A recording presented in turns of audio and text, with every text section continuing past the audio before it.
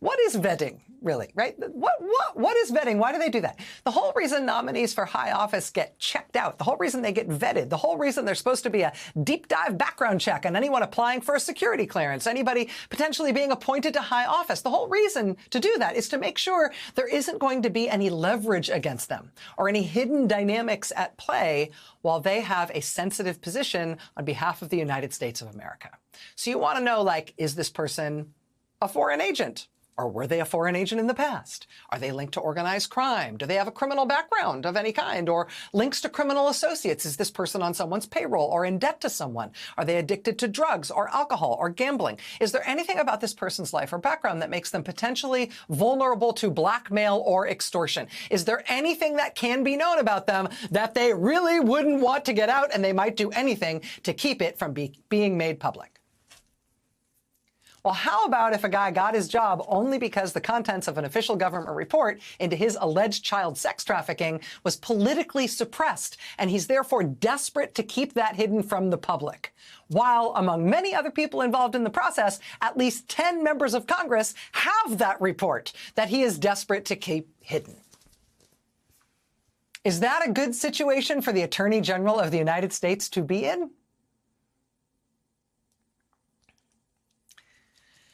This election, it turns out, was close.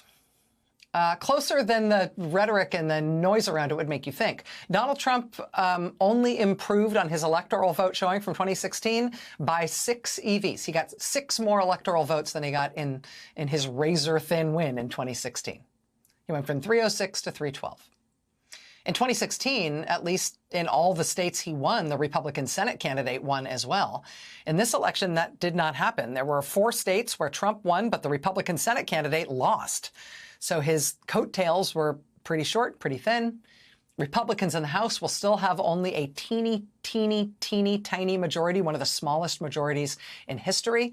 The popular vote still to this day continues to get tallied up. It looks like Trump will end up being below 50% of the popular vote, which means most of the people who came out and voted in this election voted for someone else, not Trump. So he won, yeah. But it's a narrow win. Here's how the New York Times put it. Quote, Trump secured his victory by just a cumulative 237,000 votes in 3 states that, had they gone the other way, would have meant victory for Harris. So it was a narrow win for Trump, but it was a win.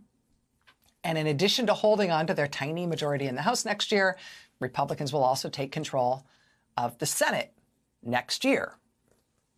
But that's next year.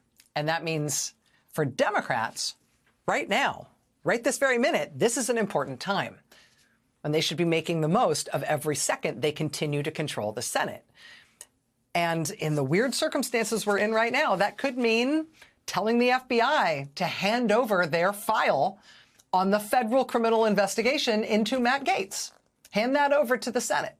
It could mean trying to subpoena the Ethics Committee report from the House if they refuse to release it. It could mean that the Senate gets testimony themselves from the witnesses who testified about Matt Gaetz to the House Ethics Committee. None of these things are normal to happen in a transition, but I say this, right? I mean, under normal circumstances, all those things I just described, those would all happen while confirmation hearings were underway for Trump's appointees, right? Or they're things that you could be assured would happen when the FBI did background checks on people for the confirmation process or for security clearances or whatever, right? With this new administration coming in, though, they don't want to do background checks. They reportedly are not doing background checks for their potential nominees. And of course, they don't want confirmation hearings of any kind either. President-elect Donald Trump is demanding that the Senate should go into recess so he can install anyone he wants in any job with no vetting by anyone, no confirmation process, no hearings, no vote. So Democrats are in a really interesting position, right? With that demand by Trump on the table, demanding that there just be recess appointments only, no confirmations. With that demand on the table, there's no reason for Democrats in the Senate to wait, right?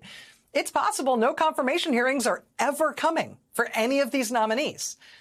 So if there is something the American people should know, about any of these people who Trump says are going to be his nominees running the government, well, now might be the only chance to do it. While Senate Democrats still have the gavel and can still use that power, including subpoena power, to do what might be the only vetting any of these nominees will ever get.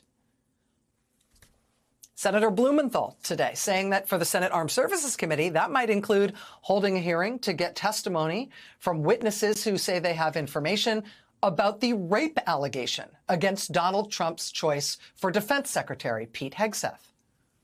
Fox News host Pete Hegseth denies that he sexually assaulted or raped anybody, but he now admits paying a woman to stay silent about her rape allegation against him. We should note that California authorities never brought charges against him when they investigated that matter, but we're going to be speaking with a member of the Senate Armed Services Committee about that possibility, about that nomination and more coming up here live in just a moment. I do think it's worth being very clear-eyed, very realistic about what's going on here and what options people have right now in this moment. Obviously, I think it seems clear to the Democrats that they ought to spend this time while they are still in control of the Senate, confirming as many federal judges as possible. They are working on that. They confirmed another federal appeals court judge just tonight, so that's something. But there are literally dozens of Biden judicial nominees still pending, and there's no reason the Democrats in the Senate cannot work around the clock and through every second of the time they've got left to confirm every one of those pending Biden judicial nominations. That seems like a very obvious point and a good way to spend their time. What is maybe the less obvious point, though, is that the Congress, the whole U.S. Capitol, right? Both houses of Congress, they're really in a fight for their existence at this moment. Whether they know it or not, whichever party they're in, whatever lovely relationship they think they have on a personal level with Donald Trump, the project of someone who is authoritarian-minded when they get into power is to consolidate all power in themselves, which means taking it away from everyone else, right? And there's been a lot of talk about how Trump is doing that within the executive branch, taking away the independence of any agency, any department, anything that we think of as the federal government, including law enforcement, right? That's been discussed a lot. Trump consolidating power within the executive branch. There has been less talk about how Trump is also trying to consolidate all the other power of the government as well, namely, and especially, the power that Congress has. Under the Constitution, the Senate has the right and responsibility to confirm nominees to important jobs in the government. Not just the cabinet. It's more than 1,000 positions that are supposed to be Senate confirmed. Trump has publicly told the Senate that for his next term, he demands that they stop doing that. He has told them explicitly that they must recess, shut themselves down, because he wants them to have no say in who he puts in office, no matter what the Constitution says.